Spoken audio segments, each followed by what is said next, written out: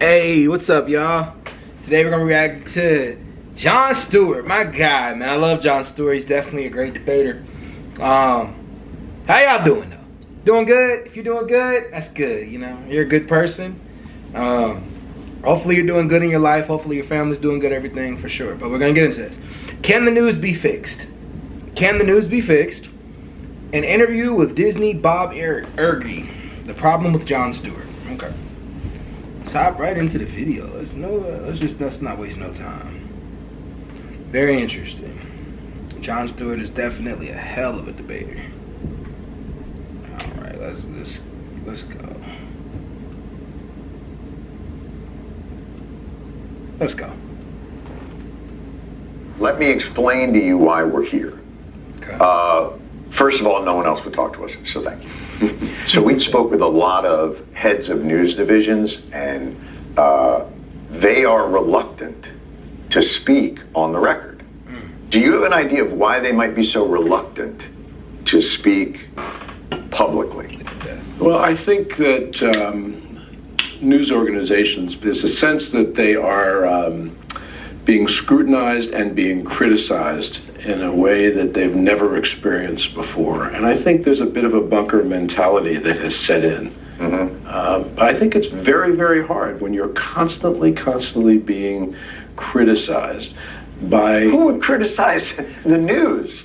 Who would do such a thing? That's terrible.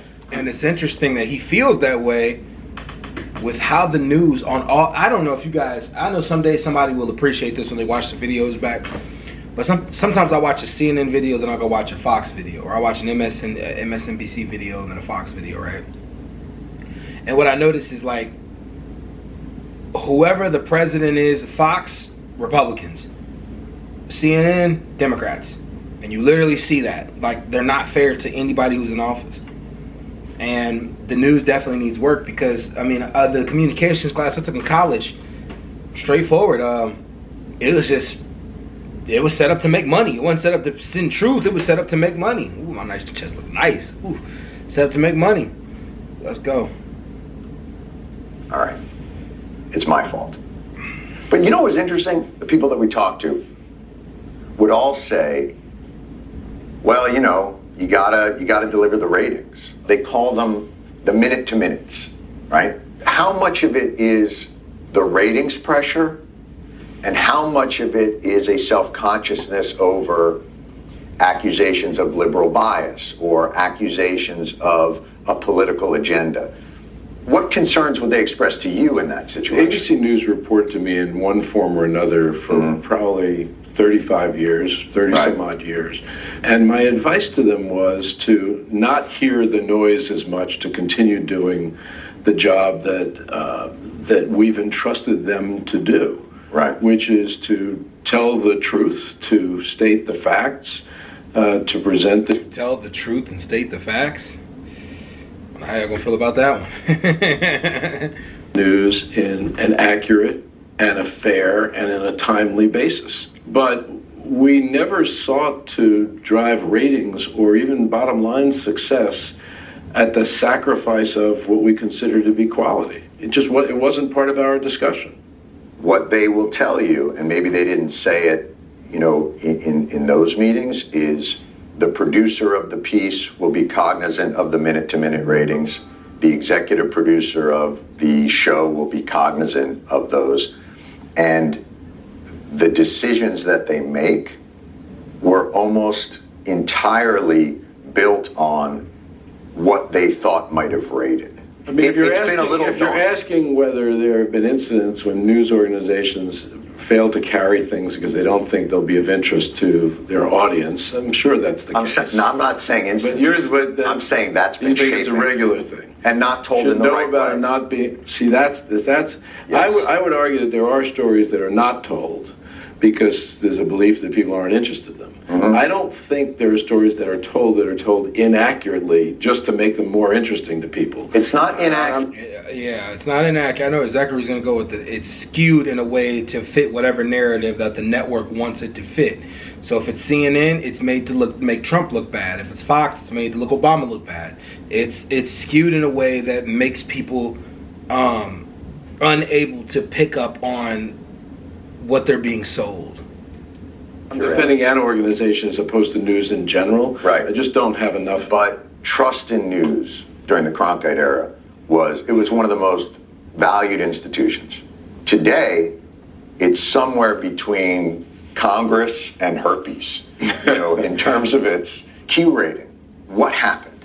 It starts with technology enabling an explosion of programming, which includes news and information. And with that, I believe, has come a dilution in quality. The more volume, typically, as it grows and grows and grows and explodes, results in my opinion, a loss of quality. And then you look at what is presented as news on social media, and you can immediately conclude that a lot of what is presented that people think is news is not news, as certainly we knew it when we were growing up and what we were taught news should be. Right. So I think what people believe is news is really opinion, and opinion is very different than that. Opinion is a bias. But you're Interesting. So do news stations mostly push biases is the conversation. This is good. I like this. a business where the first word you say, the first thing you say at the top of every broadcast is our top story tonight. That's opinion. It's subjective. There's this strange disconnect between the high-mindedness of what they say they do, democracy dies in darkness, versus the reality of how they produce it. Breaking news tonight, everyone will die, watch us, because their business model is based on engagement. It is an editorial decision to decide what story to tell first, but you're suggesting that in itself is an example of a lessening of quality, or about it's bias. If you don't admit, I'll give you an example. If you lead every night with the Mueller report, the Mueller investigation, they created a television show. They created the OJ trial out of the Mueller report. That business model, it feels like, overwhelms whatever journalistic credibility exists. And that's real. That's a good point. And isn't that what needs to be fixed? I do believe that many news organizations feeling embattled by the Trump and the Trump era reacted to it, perhaps by building up his potential demise. In other words, I think there was almost a glee felt. If that were a singular example, right? When we withdrew forces from Afghanistan, there was, appropriately enough, a pretty big focus on it. Big story. Very big story. Should have been a lot of focus on it. I think you're absolutely right. But the focus on it was one of high dudgeon over how could this happen and why did it happen and what's going on. But we've been there since 2000 and 20-year war, right? Isn't some of the context of what happened based on no one covering it in a significant way over the past 10 years? Well, you're suggesting it had been covered. That's a good point. Let's making some good points here. Interesting.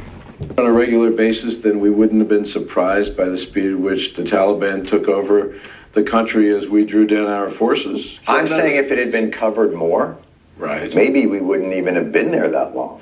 What I'm saying is that we are not well informed, that the news media goes all or nothing on everything, that they're like 8-year-olds playing soccer.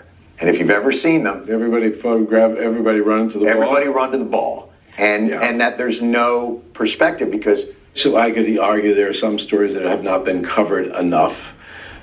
Maybe because there's a belief that the audience isn't interested in them. Maybe because even news organizations get tired of presenting them on a regular basis. Well, I don't know incidents of that. You don't think that the outraged nature of the coverage was a bit overhyped? I mean, the only thing I could argue, maybe if it had been covered more, America would have been more outraged earlier about the fact that we were there. That's my point. And maybe the pullout would have happened earlier. I don't know. Or more I lived through the responsibly. Vietnam era. Let's just say, Yes. we'll conclude war is hell, right? Therefore, Yes. if news organizations cover the hell, maybe we won't have wars.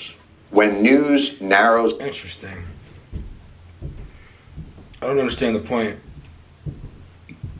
their focus of coverage, people get a skewed picture of what a reality is. I think you're being a little too critical, in my opinion, of Right. news overall. That's not to say that news organizations don't hype big stories, because many of them do, and sometimes overhype, sometimes to a fault. But When do they not? I'd be more curious as to when you thought they didn't. we'd have to go back to the biggest story of our time. COVID, was that overhyped? 900,000 people in the United States have died from it. Doesn't feel overhyped to me. No. I'll give you It's a good point. It's a good point. an example with COVID that I think is apropos. Mask wearing. The political conflict over whether or not to wear masks. And the overwhelming majority of conversation is speculation about what that means to freedom and this person's anger about it. And so little of it is, what does it do? Why did surgeons wear them?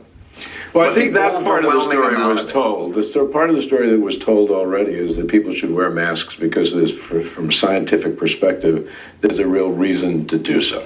Right. And I don't know, does the audience need to be reminded again and again and again of that? Why are they reminded again and again that it's causing a fight? By hyping conflict, aren't they also escalating that conflict? Are they hyping and conflict or are they deepening? covering conflict? I think You're covering it too much as hyping it? I think their coverage of conflict hypes it. And I actually think they drive a lot of it. So I guess if there's more Interesting. I wonder why he thinks that.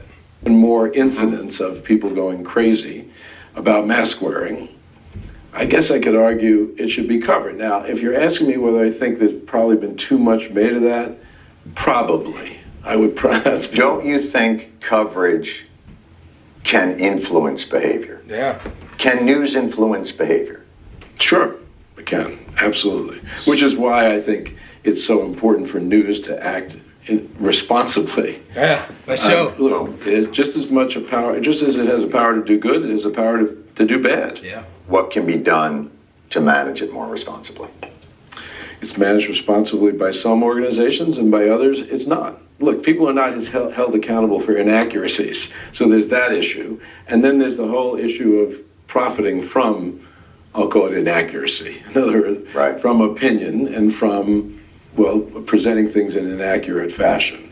I think if you're looking at overall the pot of that isn't considered news today, it's a problem. So to answer your question, I don't know what the answer is in terms of fixing it. Let's use Fox News as an example, because I think it, Oh, that's a good man. Yeah. He's a really smart guy, man. What's his name? Bob Iger. Iger. I'm gonna look into him, man, because like he's really making a good point about that. a good example. Roger Ailes had an idea. I don't know if you knew Roger at all. Roger came to me and Right. wanted We're to talking run about ABC Fox News at one point, before, believe it or not, in the early 90s. Boy, that would have been a Trojan horse. Yeah, we weren't looking for someone at that point. Right. So I wasn't in need, but I met with him. It's really clear that he is advocating, or was advocating, a political position and used his storytelling ability and his narrative ability to create this powerhouse that is really the media arm of a political movement. Look, if Roger Ailes had concluded, well, which he did, that news had a bias, that the then existing news organizations, particularly cable news, had a bias and was ignoring the right, and that he was going to go out and create an organization that was not going to be biased.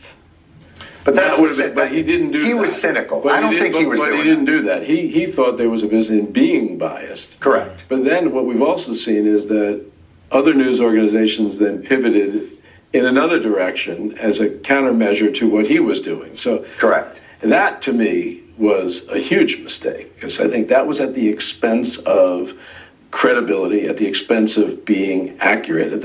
I would argue, even at the expense of being responsible. Can you do a profitable news organization that also has the strength to cut through the noise in this media environment? No. It's almost impossible, really, today. Yeah, that sounds impossible. I don't know how you would do it. You'd have to. I don't think you could create a subscription news service that would generate the kind of revenue you'd need to cover news right. Mm-hmm. And advertising is typically reliant on consumption, so you'd have to really be betting that you could drive huge amounts of consumption. What would you do? How would you fix it? Or what? I've thought about it a lot. If you were going to create it, how would you do it? You'd have to start completely from scratch, but not because you're trying to erase mistakes of the past, but you're trying to erase perceptions that have been created over time. And you'd have to populate it people with incredible credibility and responsibility and accountability. It sounds very idealistic, doesn't it? It sounds incredibly idealistic. But what, maybe we need it, I don't know. I still think of that idea of a news organization that is more cognizant of what that business model is, and that maybe there's money to be made that's not as relentlessly hyperbolic. But I don't know. I just don't know how practical that is. Yeah. In terms of, you don't know that that's a winner as far as like that it could be financially viable. Well, financially viable is, well, even yes, but I'm much more interested in whether it would truly make a difference in the world.